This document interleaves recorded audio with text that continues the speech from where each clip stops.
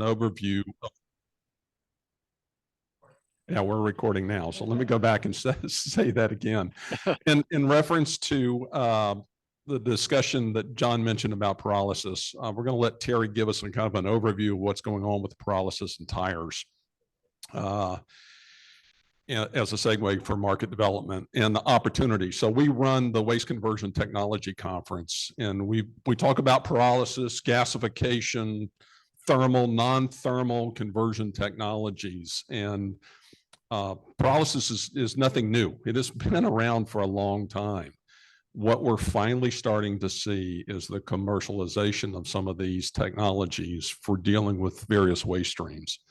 And I think this is something that has great opportunity here in the US. So with that, bear with me 1 minute, Terry. I'm going to go jump out to the other room so I can get to my other computer so I can advance your slides. So I'll let you know when I'm ready. Okay. Can I go ahead and start talking? I think I'm going to go ahead and do that anyway. Yes, you can. Okay. Go for it. I'm a chemical engineer by training, and on a good day, I can even remember how to spell it. But over the last 30 years, I've examined over 100 pyrolysis units. It has been very difficult to find ones that are technically and economically viable. Way back in the 80s, I gave a presentation on scrap tires at an international conference. And the title of my presentation was Scrap Tires, a Promising Frontier for Dreamers and Schemers. And pyrolysis is a great story and has been kind of on the vanguard of the Dreamers and Schemers avenue. I've worked with 22 states, 7 provinces, the US EPA, the US Department of Justice, 3 foreign countries, all helping them with scrap tire issues. And one of my responsibilities was to help them not fall victim to promoters pushing this technology and then having facilities fail in these stockpiles.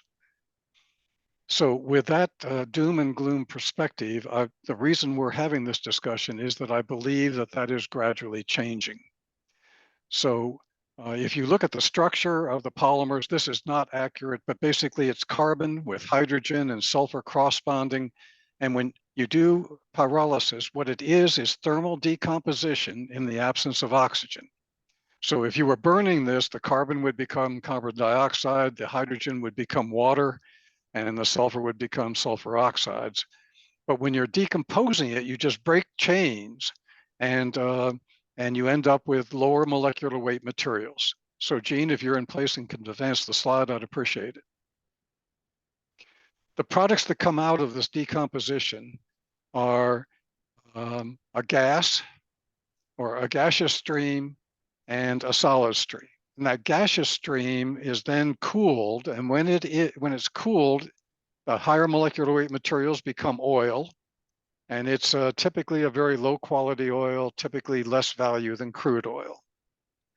The ones that can't be condensed out become a gas, small molecules, methane, ethane, and they can be used for internal use or flared. But you can't drive the economics of this on just the oil. The oil will be about 1/3 of the initial weight going in, but its low value does not drive the economics. What drives the economics is the carbon black, which is also about 1/3 in tires. And in tires, there are different carbon blacks with different performance characteristics in different parts of the tire. When you get the carbon black coming out of this pyrolysis process, it's a mixture of all those things, and it has organics and other things in. The historical Achilles heel of scrap tire pyrolysis has been that the carbon char had virtually no market and no value. And without that, you couldn't drive sustainable economics. Next slide, please. So more than 100 facilities, over $400 million invested. I think it's really over $500 million. Until recently, no commercial scale facilities operating continuously. But now there are some people who are operating continuously. I'm not sure they're sustainable, because they haven't proven sustained profitability. But let's go on. Next slide, please. So obstacles, you have to have a good process and reliability, safety, fires and explosions.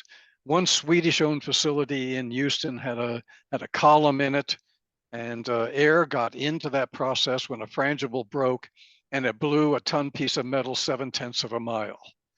It was a precursor to NASA. You have to have tire availability. You have to have product quality and marketability, especially in char. You have to look at the environmental impact. They'll claim there are no emissions. That's a lie. And you have to have viable economics, and you have to have Toxic Substances Control Act certification of the products, especially the char. Next slide, please. So the key is carbon char, or carbon, or if you can refine it and have it not be char, but actually be carbon black marketability. You have to look at the market development. It takes time to displace it. You have to prove your ability to make a sustainable quality of a quality product, not a waste product, a quality product replacing carbon black, which is a primary product. And you have to have experience doing it. You have to try to understand people's contract status. The dramatic thing that has happened is in the processing, they have developed the ability to produce a higher level of char, and then through refining of that material and processing of it, they are actually producing a real carbon black that can displace carbon black. And that's the breakthrough that makes this now viable. But in the 30 people, pyrolysis proponents that are listed in the most recent scrap tire rubber users directory, probably less than 10% of them have any chance of being successful. So really looking at, if you're looking at them, you want to try to understand these factors, the process, the experience, the contracts for the char, what they're doing with it to be viable. Don't accept things at face value. Next slide. So there are additional key questions you want to ask: the specific pyrolysis process and equipment, the scale that they've worked on versus what they're planning to build. The more you scale something up as a chemical engineer, I could say the more you scale it up by a factor of 5 or 10, the less likely it is to be successful, because you'll run across things that change with scale. Understanding feedstock specification. Some in retort chambers just take whole tires piled into a big closet and then heat it up. Probably not going to be viable, probably not going to produce a good product. Looking at feedstock preparations, some use chrome rubber, fairly refined chrome rubber. Looking at mass and energy balances, air and water emissions, operations and storage containment. It's really worth looking at it, but you don't want to be sucked into a dreamer and schemer. Next slide, please. I'm providing an example. I'm not documenting it, but this facility I have watched over 5 years. They ran a full-scale pilot plant near Montreal for over 5 years to understand things and be able to refine the product that comes out of it, and then further refine that to be a carbon black substitute. There are 2 rotary kilns. One operates, it generates gases and processes, and those gases then go into temporary storage, which then come back to feed the second unit, which is on the off cycle. It's really, these are rotary kilns. The material is put in. Inside, they rotate around to make sure there's good uniformity. They use chrome rubber as a feedstock. I'm a chemical engineer, as I mentioned. I worked for Dow Chemical Company for a while. I helped build a chemical plant, a very complex one. And the engineering in this facility is as good as anything I saw within Dow. They've been very, very thorough. They've spent a lot of money developing things, and their first truly commercial facility is just starting now. But the engineering in it, all the way through it, is amazing. There are some others. There are 2 or 3 others that have commercial scale units operating. They haven't proven to be sustainable themselves as companies because overall they aren't profitable. When the first company is able to show that they are profitable overall, that's when you really know you have something. But over 30 years of looking at these, and I think now because of the refinements that have been done by some of these people to be able to make a good quality carbon black and get it accepted. And John talked about some of the acceptance measures that are occurring, being led by Europe. I think there's more merit to this than there ever has been, but still an awful lot of caution has to be applied. Next slide, please. So conclusions. Historically, virtually no chance of technical and economic success. Recent carbon black advances really changed the picture. There are still substantial processing, economic, and market issues, but if you get involved, if people come and promote it, differentiate superficial promoters from demonstrated performance. Next slide, please.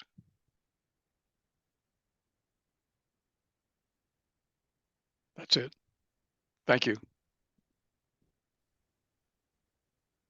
Thanks, Terry. Let's give me just a second. I'm going to come back in the room. We're going to continue the conversation.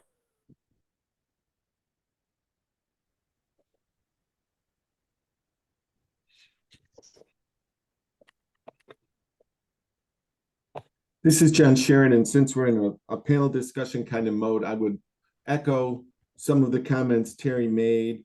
I think that the record for the technology in the industry over many years has not been all that positive. It's always been a technology that showed huge promise. First in the pyrolytic oil side of things, and if the price of oil had gone up to $200 and $300 a barrel, that might have changed the economics. And then gasification is a second way that pyrolysis has been looked at. But this third way, focusing on the reclaimed carbon black product, I would just say this is real, that new tires are actually being made today with reclaimed carbon black by members of the U.S. Tire Manufacturers Association. And several of our member companies have made moderate investments in the field. And one of our companies is, two of our companies have made joint statements on pyrolysis, basically suggesting that it is a potential for an advanced recycling technique that holds a lot of promise in the fields of circularity and sustainability. And one company, as I said, in Europe, that is diving in whole hog from what we've seen. And I do expect that the Europeans may be a bit ahead in this technological development. In contrast, the United States is far ahead in rubber modified asphalt. And the dry processes that are being used by counties in Michigan, in Georgia. Georgia has excellent specifications for rubber modified asphalt. I would point out that we, unfortunately, looking at our attendance list, we don't have Department of Transportation folks attending. And the DOT folks control the specifications for all makes and models of asphalt that's laid on the road. It's not just one thing. There's many different types of asphalt, and the specs for that are in the hands of the Florida Department of Transportation. We would like to make sure that FDOT has good specifications that would allow the dry process to compete in the marketplace, where we think it would have a significant effect on how scrap tires are recycled in the state of Florida. But it does take time and effort and state assistance to develop these markets. So I'll be quiet. I'd really love to hear comments and questions from the wide variety of attendees that we've had at some point. When you're ready, Gene, I know we've got a lot of county folks, and they may have their own unique subset of questions that they're interested in maybe around illegal dumping or the like. So I will pass it back. All right, thanks, John. That's actually a good segue. Before we get into that, because we do have Alan with Orange County here that we're gonna bring up here when we get into a little bit of a panel discussion. A question for you, John, and you, Terry, as well. When you talk about pyrolysis and that whole way of converting tires into various end products, it's done in a thermal capability. Are there any technologies non-thermal that are, that meet the realm of the advanced chemical side that are using various like methanol or any type of chemicals that are actually being used for depolymerization of the tires? Are you aware of any? I know it's happening in the plastic side. Well, I think that depolymerization is one of the things that is called, and they try to break it down something, desulfurization, break the vulcanization bonds and recreate. And I think some people are making real progress on that, where they turn it from a thermoset material into a thermoplastic again so that it can be used. Some people have gone fairly far. Austin Rubber and some others have gone pretty far with that, but they haven't proven to be truly commercially sustainable, at least to the best of my knowledge. John, you may have more information on that than I have.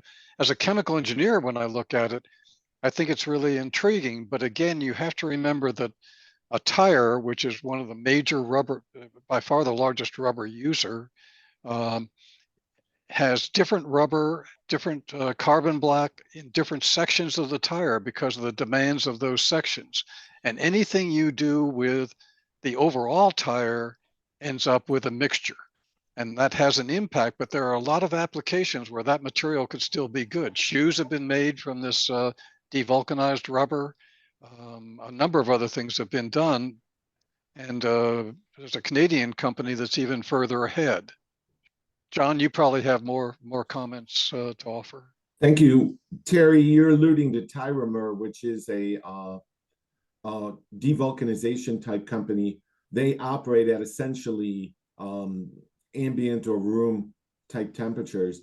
There's the whole pyrolysis side or heat side of things where there is advanced recycling.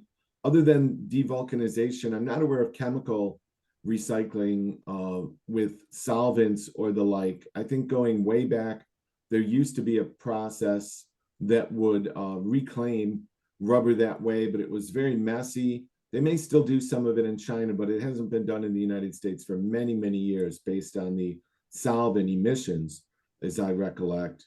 And then if you go the other way and make it really cold, you can cryogenically process.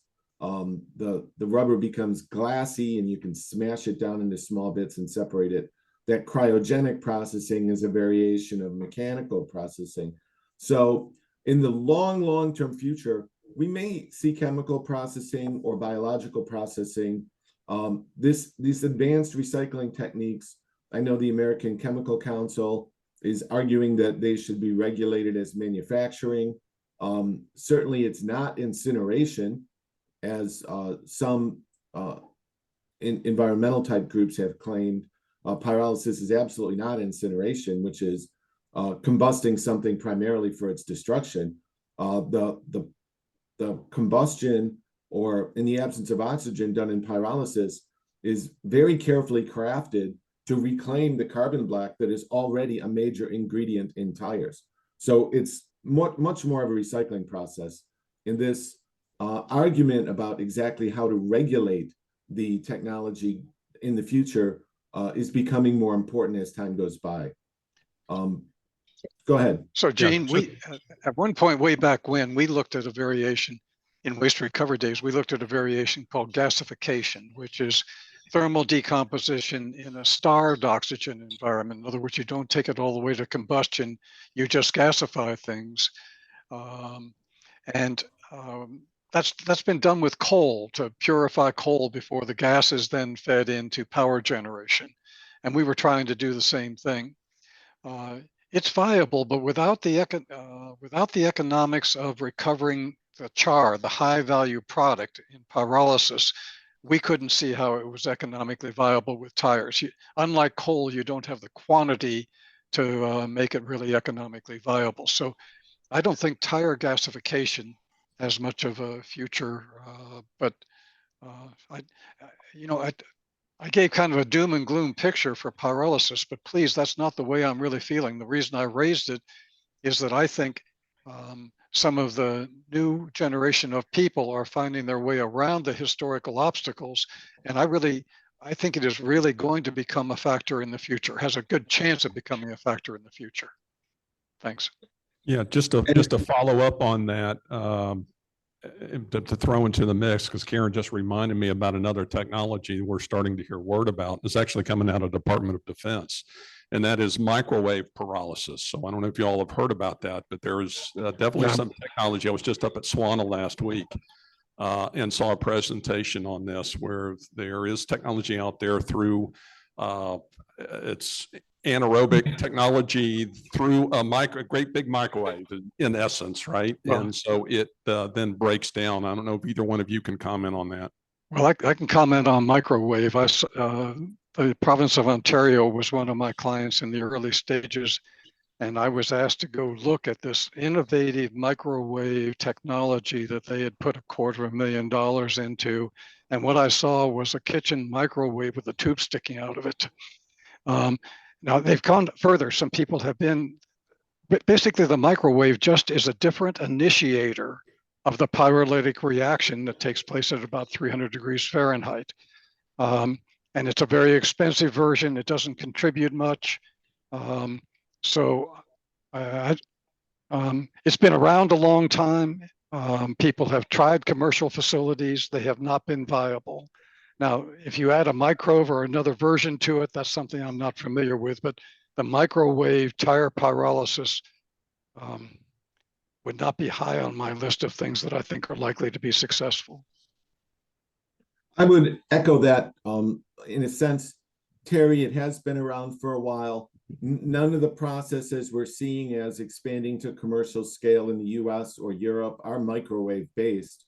And it was interesting that you don't want to be the doom and gloom guy on pyrolysis, and I don't want to be the over optimistic guy on it. I do know factually that it's working, it's being used, and reclaimed carbon black from pyrolysis is now going into new tires that our members are making. But also, I know that the city of Terre Haute put up money for industrial bonds for a pyrolysis company that later went bankrupt. And it probably didn't work out real well for the city. So much of the initial skepticism or caution relating to pyrolysis is hold on to your wallet. We hope it's a tremendously successful industry, but history suggests that it might not be something that a risk-averse municipality would want to be investing in at this time. That's the caution, John, that I'm talking about. Absolutely, and we concur wholeheartedly, Terry. All right, so what I take from that discussion is optimistic, but be very cautious. Correct. Yeah, all right, so let's